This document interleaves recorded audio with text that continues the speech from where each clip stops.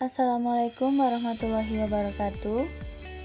Perkenalkan, nama saya Vita Amalia Herlinda, NIM 336.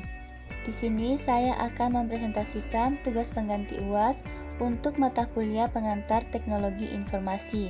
Saya mengambil dua topik, yaitu topik pertama, topik pemrograman language atau bahasa pemrograman, dan topik kedua adalah topik IT profession atau profesi IT. Selanjutnya, mari kita simak bersama video presentasi saya berikut ini. Pada umumnya, bahasa merupakan alat komunikasi manusia. Menurut KBBI, bahasa diartikan sebagai lambang bunyi yang arbiter atau bebas, yang digunakan oleh anggota suatu masyarakat untuk bekerjasama, berinteraksi, dan mengidentifikasi diri. Manusia bisa menyampaikan informasi melalui percakapan bahasa, baik secara lisan maupun secara tulisan. Namun, informasi hanya bisa tersampaikan dengan baik apabila lawan bicara kita memahami bahasa yang kita gunakan. Dan sistem tersebut berlaku pula pada bahasa pemrograman. Jika komunikasi antar manusia menggunakan bahasa berbentuk kata-kata atau istilah, untuk dapat berkomunikasi dengan perangkat komputer, dibutuhkan bentuk bahasa berbeda. Bahasa ini dinyatakan dalam kode-kode unik yang disebut bahasa pemrograman. Untuk mengetahui pengertian bahasa pemrograman, mari kita pahami terlebih dahulu tentang pemrograman itu sendiri.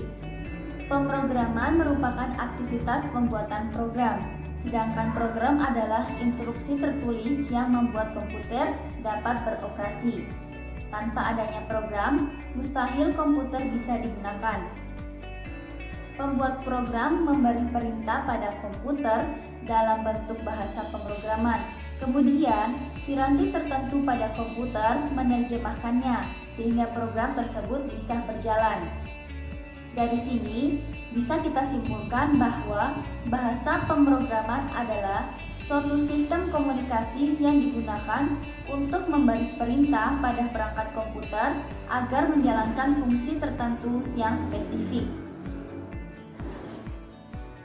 Terciptanya bahasa pemrograman beriringan dengan sejarah mesin dan komputer.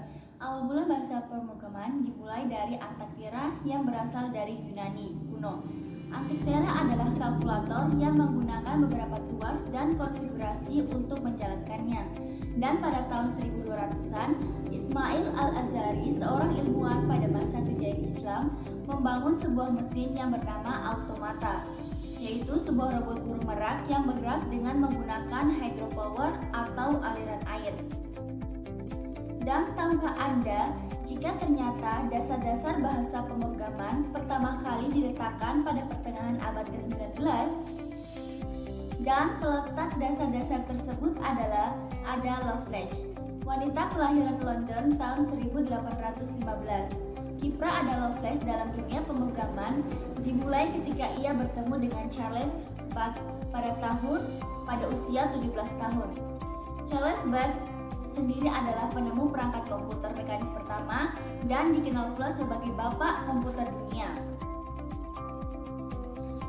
Kolaborasi Lovelace dan Babbage kemudian membuahkan mesin analitik atau analytical engine, yaitu sebuah alat hitung otomatis yang dioperasikan menggunakan instruksi dari kode-kode huruf, simbol, dan angka. Ada Lovelace juga berteori tentang metode penerapan instruksi berulang-ulang pada sebuah mesin, dan teori inilah yang kemudian menjadi dasar dari pemrograman struktur perulangan dan bahasa pemrograman komputer masa kini. Komputer bertenaga listrik mulai dikembangkan sekitar tahun 1930-an. Kala itu, para praktisi mengalami kesulitan dengan pengembangan dan perbaikan program. Lalu muncullah bahasa tingkat menengah atau bahasa rakitan yang salah satunya dicetuskan oleh Konrad Zuse pada tahun 1943. Namun bahasa tingkat menengah ini masih dipandang menyulitkan dan kurang praktis. Hingga kemudian para praktisi menyusun bahasa jenis baru yang lebih baik sejak tahun 1950-an, seperti ISP, COBOL, dan beberapa jenis lainnya adalah beberapa jenis bahasa paling inovatif pada waktu itu. Bahasa-bahasa tersebut masih digunakan hingga kini, bahkan menjadi yang tertua di antara bahasa-bahasa yang masih dipakai. Bahasa pemrograman sendiri mengalami evolusi secara terus-menerus, terutama sejak kemunculan Pascal pada tahun 1970 dan C 2 tahun kemudian. Pascal dan C termasuk bahasa pemrograman generasi ketiga, kemudian berkembang lagi pada periode 1980-an dengan lahirnya bahasa pemrograman generasi keempat, C++, yang merupakan keturunan dari bahasa C. Dan Perl adalah dua di antaranya. Kemudian bahasa pemrograman mengalami evolusi terakhirnya pada dekade 1990-an. Pada waktu itu generasi kelima mulai bermunculan, berawal dari Python dan disusul oleh Ruby, Java, PHP, JavaScript yang dipakai oleh Google sekarang. Contohnya, para praktisi programming belum berhenti melakukan inovasi baru dalam bidang ini, dan lahirnya konsep bahasa HTML atau CSS serta generasi terbaru lisan Microsoft, Bosku, menandakan bahwa revolusi bahasa pemrograman masih akan terus berlanjut hingga masa depan.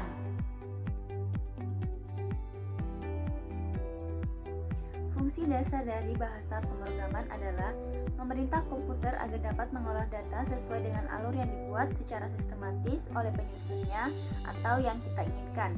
Lebih lanjutnya, pemrograman dapat memudahkan pengoperasian sebuah mesin sehingga meringankan pekerjaan manusia. Produksi bahasa pemrograman dilakukan melalui proses yang cukup kompleks, dimulai dengan penyusunan, pengujian, analisis, penyuntingan, hingga optimalisasi. Kode sumber disusun, kemudian diubah menjadi kode mesin, lalu diterjemahkan oleh prosesor sebagai perintah.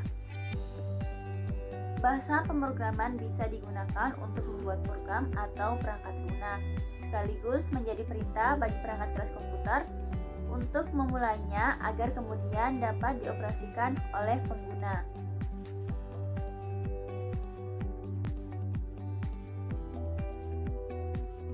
Tingkatan bahasa pemrograman. Berbagai jenis bahasa pemrograman tersebut hanya dapat diterapkan menurut fungsi dan disesuaikan dengan perangkat penggunanya. Hal ini kemudian menjadi dasar klarifikasi bahasa pemrograman yang secara umum dibagi menjadi 4 kategori, yaitu 1. Object Oriented Language, 2. High Level Language, 3. Middle Level Language, dan 4. Low Level Language. Selain itu, bahasa pemrograman juga diklarifikasikan berdasarkan kedekatannya dengan perangkat komputer. Terdapat 4 jenis bahasa pemrograman dalam kategori ini, di antaranya 1. Bahasa mesin, berupa bahasa biner dengan kode angka 0 dan 1. 2. Bahasa tingkat rendah, istilah lain dari bahasa rakitan dengan kode huruf singkat. 3. Bahasa tingkat menengah, menggabungkan kode kata-kata dan simbol. 4. Bahasa tingkat tinggi, menggunakan kode dari istilah biasa dipakai manusia. Menurut kategori-kategori di atas atau tersebut, kita bisa menemukan bahwa bahasa pemrograman memiliki 3 tingkatan penggolongan. Tersebut diterapkan berdasarkan tingkat kesulitan dan pengaplikasikannya pada perangkat komputer. Berikut ini adalah tingkat bahasa pemrograman yang umum dikenal. 1. Bahasa tingkat rendah. Tingkatan ini termasuk generasi paling awal dari bahasa pemrograman. Umumnya masih menggunakan kode-kode biner atau bahasa mesin berupa huruf dan angka. Instruksi yang diterapkan pada mesin atau perangkat mesin terbatas dan sederhana. 2. Bahasa tingkat menengah. Setingkat di atas kode mesin, bahasa pemrograman tingkat menengah mulai menggunakan kode huruf, angka, dan simbol khusus. Beberapa contoh tingkat bahasa menengah antara lain adalah Assembler dan MASM atau Microsoft Macro Assembler. 3. Bahasa tingkat tinggi atau High Level Language. Bahasa inilah yang paling banyak dipakai saat ini. Biasa digunakan pada pemrograman berbasis website dan basis data, baik untuk diaplikasikan pada perangkat komputer desktop maupun mobile. Contohnya bahasa Turbo C, C++, Visual Basic, PHP, dan lain-lain. Langkah-langkah dalam membuat bahasa pemrograman yaitu 1. Membuat daftar kelemahan sebuah bahasa pemrograman.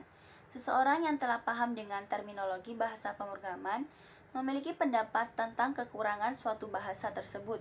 Contohnya, terlalu banyak istilah yang kurang tepat atau mungkin sintak yang kurang tepat. 2. Merancang sintak. Dalam merancang sintak diperlukan beberapa hal berikut ini. Di antaranya, A. Benar-benar menguasai bahasa pemrograman. Misalnya, kita menguasai bahasa C++, C, Java, Python, dan bahasa lain-lain. B. Menentukan jenis jalannya bahasa pemrograman, apakah langsung di-compile, interpreting, atau hanya diparser. C. Menguasai struktur sintak bahasa pemrograman sendiri. Mengembangkan sintak yang baru dengan pedoman sintak yang lama, dengan menghilangkan statement dan dapat mengubah command atau perintah, atau dapat mentranslasikan atau menerjemahkan bahasa pemrograman yang berbahasa Inggris ke dalam bahasa Indonesia atau lainnya, atau bisa juga sebaliknya, untuk memudahkan pemahaman dan pengajaran konsep. 3. Memilih bahasa. Dalam membuat bahasa pemrograman sendiri membutuhkan sebuah bahasa pemrograman karena bahasa pemrograman sendiri adalah program. Sebagian orang ada yang suka menggunakan C++ karena kinerjanya dan set fiturnya yang besar. 4. Membuat parser dan translator. Merupakan bagian yang tersulit karena parser memilih source code, memeriksa keabsahan script, dan ini sangat rumit. Kemudian mengolah sintak asesmen yang bertolak belakang dengan translator yang hanya menerima input dari parser dan menulis ke file output. 5. Merancang parser dan translator. Setelah merancang sintak, selanjutnya merancang parser dan translator. Merancang parser dan translator dalam satu executable atau secara terpisah, atau executable parser dan translator masing-masing dapat digunakan, namun bisa dipertimbangkan pilihan kedua setelah parser dan translator, jadi dapat digabungkan. 6. Membuat dokumentasi. Untuk membantu orang lain paham bagaimana bahasa kita bekerja, perlu adanya dokumentasi.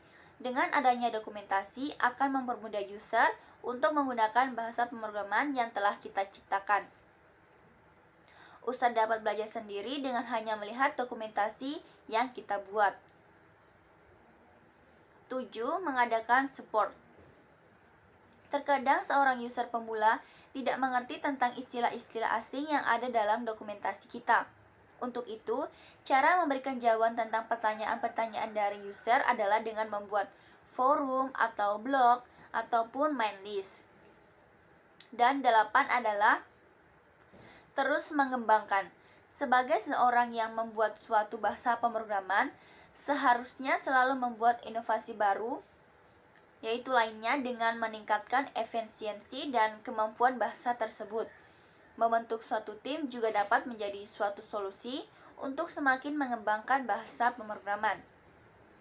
Menguji bahasa pemrograman yang telah dibuat juga perlu untuk mengetahui kualitas dari bahasa tersebut agar termotivasi untuk semakin mengembangkan bahasa-bahasa tersebut. Jenis bahasa pemrograman terpopuler di Indonesia. Berikut ini adalah beberapa jenis bahasa pemrograman yang sangat populer dan sering digunakan oleh developer, yaitu 1. Java. Java menjadi salah satu bahasa yang sangat populer karena dapat digunakan pada berbagai platform yang berbeda. Fleksibilitas ini menjadi fokus karena kini pemrogram diharuskan tak hanya optimal di satu platform, namun juga dapat digunakan secara baik di banyak tipe perangkat.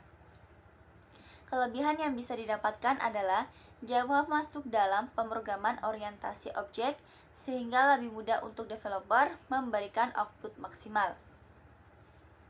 2. Bahasa C merupakan salah satu bahasa pemrograman yang paling awal ditemukan dan digunakan. Awal kemunculannya bisa ditarik hingga tahun 1970-an. Bahasa ini digunakan sebagai bahasa umum yang diajarkan di perguruan tinggi atau tempat kursus, karena merupakan bahan dasar yang sangat aplikatif di berbagai konteks pemrograman. Idealnya, pemahaman pada bahasa ini diperlukan untuk dapat memudahkan proses belajar penggunaan bahasa-bahasa yang lain. 3. PHP atau Hypertext Preprocessor adalah bahasa yang juga populer di kalangan developer di Indonesia. Salah satu faktor yang menyebabkan bahasa ini populer adalah karena bahasa ini bisa digunakan secara gratis. Selain itu, pengguna PHP lebih cenderung ke arah pengolahan dan pembuatan web yang dinamis, yang kini sangat banyak bermunculan karena keperluan bisnis ataupun pemasaran produk. Dan 4, yaitu Visual Basic. Menjadi produk dari Microsoft, Visual Basic menawarkan ide visual dalam pembuatan software. Penggunaannya berorientasi pada pembuatan perangkat lunak yang digunakan pada sistem operasi Windows dan merupakan keturunan dari bahasa pemrograman BASIC.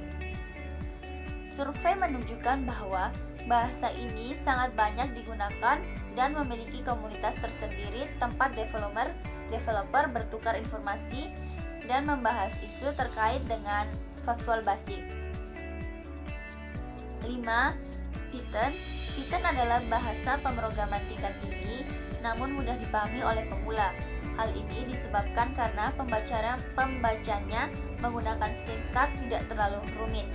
Python banyak digunakan oleh perusahaan besar dalam pengembangannya, seperti Instagram, Pinterest, bahkan Google.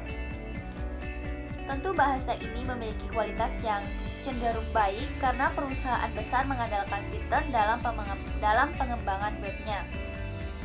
6. Yaitu C++. C++ adalah bahasa yang dikembangkan dari bahasa C yang sebelumnya dibahas. Penulisannya hampir sama, namun terdapat perbedaan pada penyelesaian masalah. Jika pada bahasa C, masalah diselesaikan dengan pembagian dalam submasalah yang lebih kecil, C++ menyelesaikan masalah dengan pembagian ke dalam kelas-kelas tertentu sehingga proses penyelesaiannya dapat dilakukan lebih cepat dan efektif. Bahasa pemrograman yang kita kenal antara lain adalah untuk membuat aplikasi, game, antivirus, web, dan teknologi lainnya. Di sini saya akan memberikan 4 contohnya seperti Facebook, Instagram, Netflix, dan Google.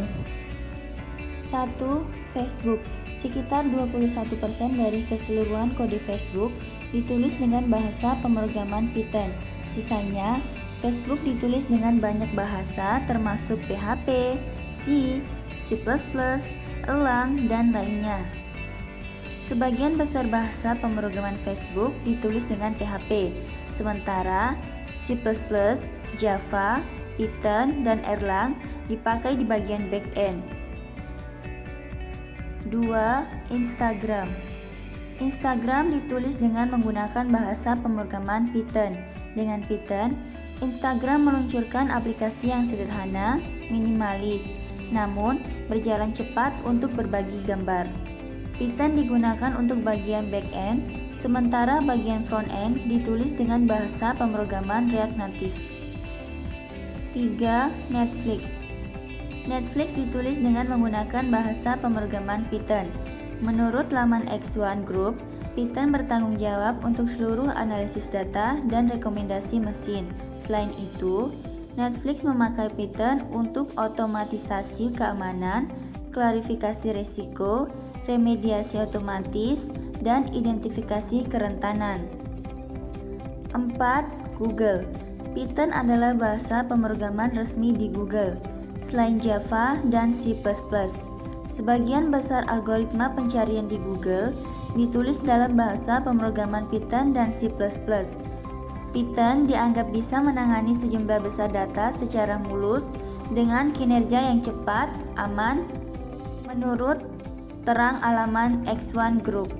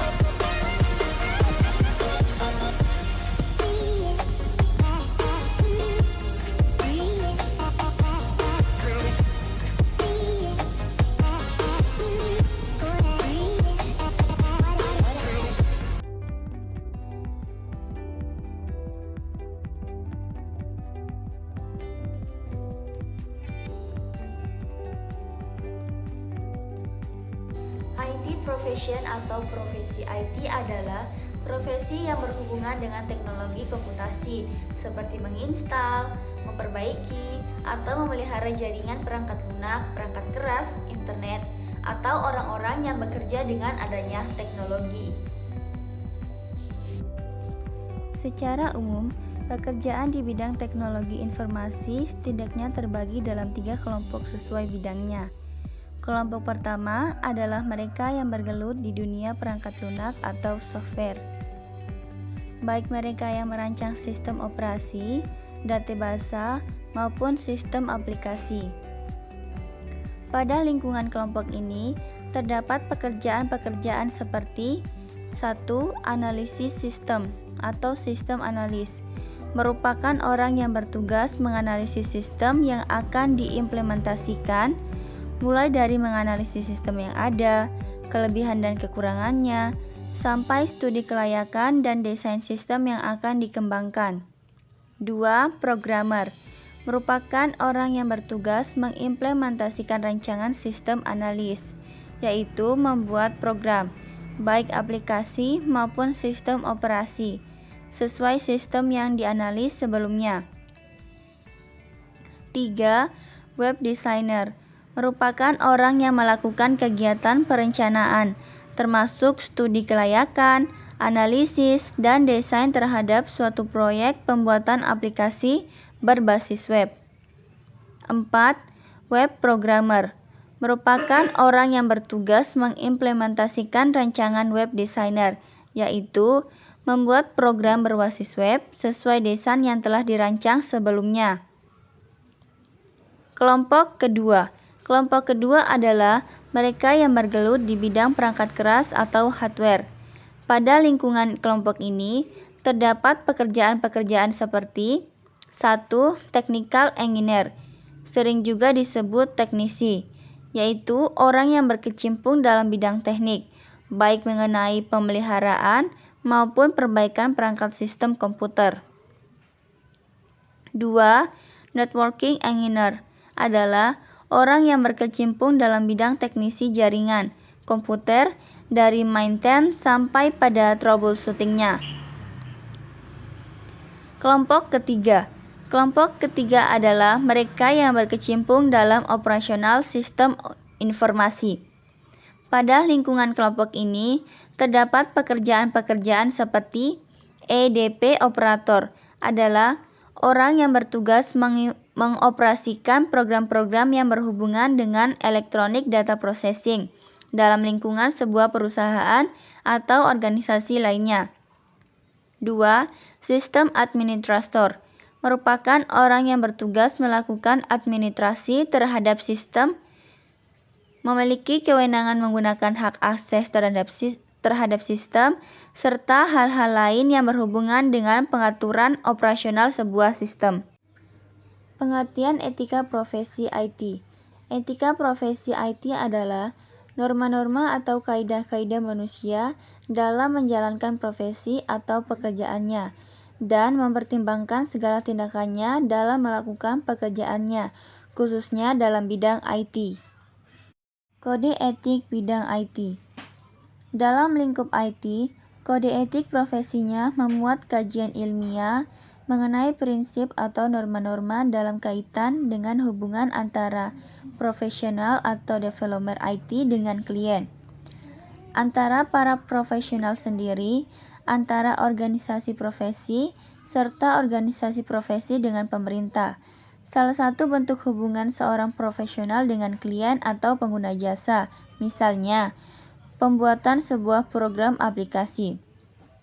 Seorang profesional tidak dapat membuat program semaunya.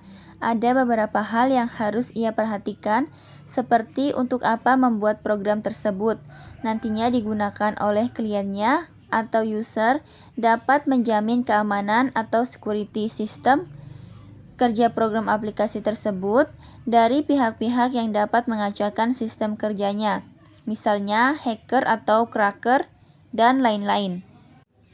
Sebagai tanggung jawab moral, perlu diciptakan ruang bagi komunitas yang akan saling menghormati di dalamnya, misalnya IPKIN, Ikatan Profesi Komputer dan Informatika semenjak tahun 1974. Ciri-ciri profesionalisme yang harus dimiliki oleh seorang IT berbeda dari bidang pekerjaan lainnya. 1. Memiliki kemampuan atau keterampilan dalam menggunakan peralatan yang berhubungan dengan bidang pekerjaan IT. Seorang IT harus mengetahui dan mempraktekkan pengetahuan IT-nya ke dalam pekerjaannya. 2. Punya ilmu dan pengalaman dalam menganalisis suatu software atau program. 3. Bekerja di bawah disiplin kerja. 4. Mampu melakukan pendekatan disipliner. 5. Mampu bekerja sama. 6. Cepat tanggap terhadap masalah klien. Demikianlah beberapa hal yang bisa saya sampaikan. Sebelumnya saya mohon maaf yang sebesar-besarnya apabila di dalam penyampaian saya atau presentasi saya terdapat kesalahan kata dan kalimat. Saya hanyalah manusia biasa yang tidak luput dari kesalahan. Sekian dan terima kasih. Saya ucapkan wabillahi taufiq walhidayah. Wassalamualaikum warahmatullahi wabarakatuh.